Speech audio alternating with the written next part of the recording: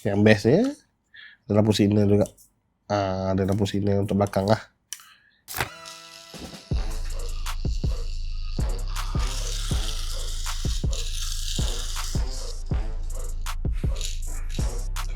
Okay, Assalamualaikum warahmatullahi wabarakatuh. Selamat datang ke MSHRC Empire. Hari ini saya nak review satu unit toys. Bukan satu dah, dua unit toys, iaitu model Whoosh berskalakan 1/43, dan dia ada dua model lah. Satu model Mercedes Evo, satu lagi model RX-7 FD.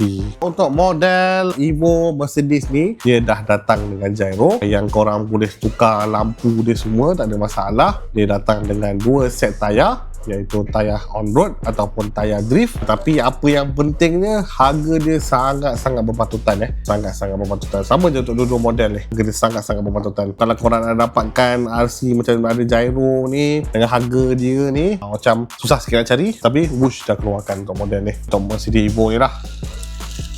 So ini tayar drift ya. Nampak je kecil tapi laju juga ya.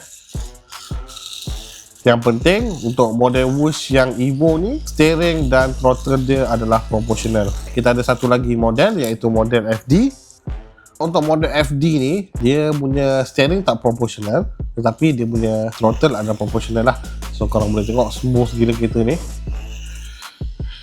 So sama juga, dia bagi dua set of tyre juga. Dan juga ada berbagai pilihan color lah untuk body FD ni. Model RX-7 ni dia tak ada gyro lah. So ni lebih kepada untuk main touring biasa saja. Model ni dia dah charge pakai Type C ya. So sangat-sangat mudah untuk charge. Korang boleh charge dengan power bank dia. Dia juga ada boleh tukar-tukar lampu di bawah underglow lah.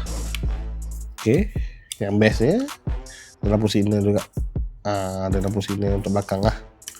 Dua-dua sama je, dia pakai USB Type C juga. Kalau korang nak dapatkan RC Whoosh kelas 1/43 ni, korang boleh singgah ke MSH hari ni. Kita juga ada postage ke seluruh Malaysia, dan juga kita menyediakan aspirator untuk korang. Pada korang yang nak memborong pun boleh di sini ya. Kita juga membuka wholesale untuk korang. Kita berjumpa lagi di video hadapan. Assalamualaikum, peace.